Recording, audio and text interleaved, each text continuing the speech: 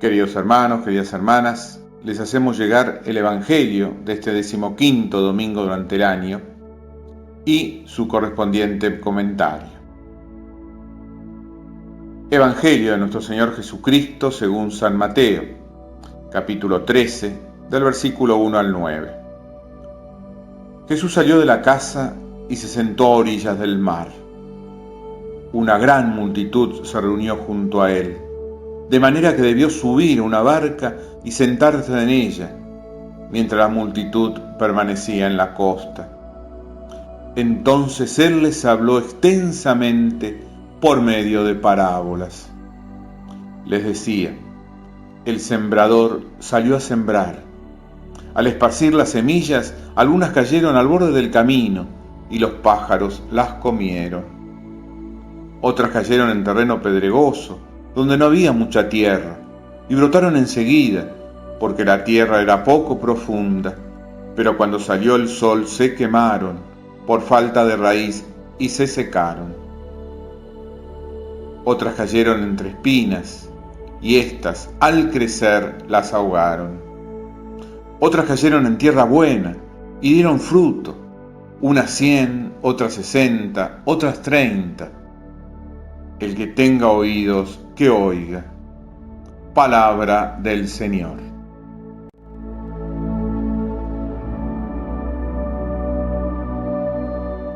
En este capítulo 13 del Evangelio según San Mateo, el evangelista reúne 7 parábolas referidas al reino de los cielos. En cada una de ellas se nos presenta un aspecto del mismo. Hoy meditaremos la primera.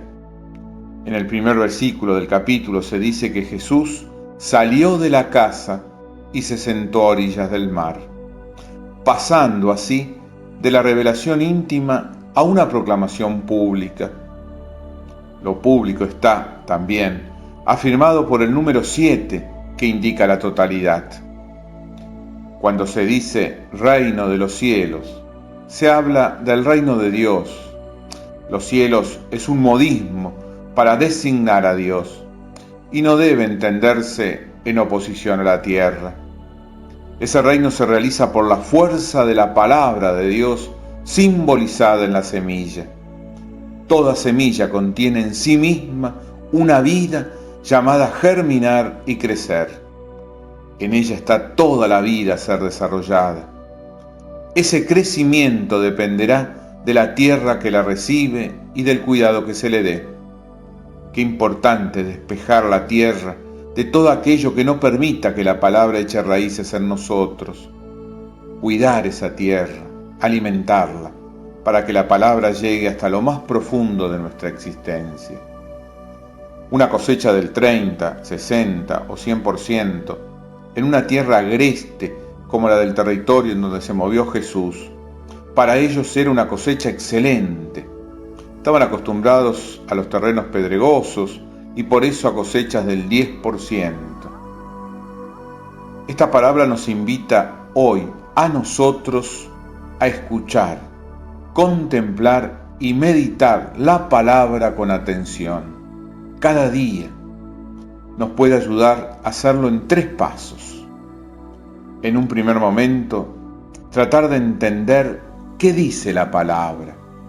Es importante ver primero qué dice objetivamente, para no hacerle decir a Dios lo que no quiso decir.